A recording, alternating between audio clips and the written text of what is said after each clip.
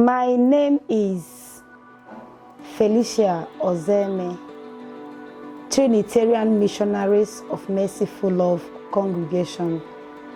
I'm working in the Archdiocese of Benin City. The headquarters of my congregation is at Ijebu-Ode for the Trinitarians. I'm working in our orphanage home, the Trinitarian Foundation for Orphans and the Helpless. We experienced terrible flood, I might say explosion, on 9th of July 2022 this year. The flood came in the morning, and I thank God it was morning that the flood came in. But before we could know it, the whole compound was flooded, including the rooms. It was coming from the gate, and the reason may be that where the flood normally enters was sandfield opposite us. There's an empty land that was sandfield few months before the flood issue. So the whole compound, our store, maybe you will see in our store, all the food items was damaged. The rice, bags of rice soaked, indomie, all the food stuff was damaged.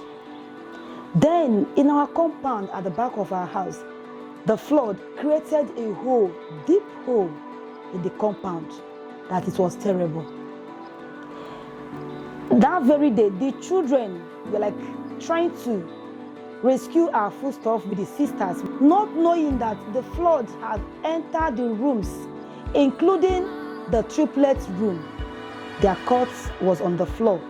To God be the glory, the bigger girls were in the room. They were the one that rescued the triplets to the bigger bed. So the whole rooms was flooded. The children were just trying to save something or the other, but as we are trying to save things, the flood was rushing in. I have nothing to do. I was even speechless. I was confused. Even right now, the trauma is still in me that I don't know what to do. So, not knowing where to go to, then our parishioners came to rescue the children. Then what came to my mind, I said, oh, where would they go to now? Some were like, let's go to the parish hall. One says, no, let's take a few children to their house. The one says, no, let me take some. I said, no. What came to my mind? Okay, we have a rented apartment where the children are schooling. I said, please, the next place is, let's go to that place to stay. So it's in the school now that we are staying. But the school is not our own, it's a rented apartment. But this very place where we experienced flood is our own land, is our own house. But the whole, if we can see, the roof is leaking. And the building is an old building. But it was not built in an orphanage way structure.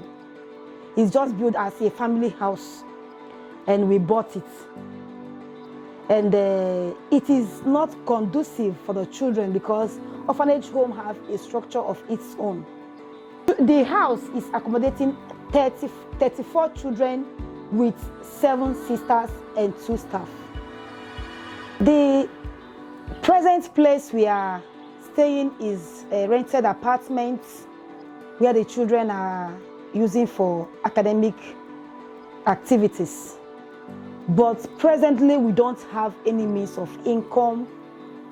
The rents will soon expire, and we don't have any means. And we want to put the school in a standard way that other children can equally come to join our children there as means of getting income.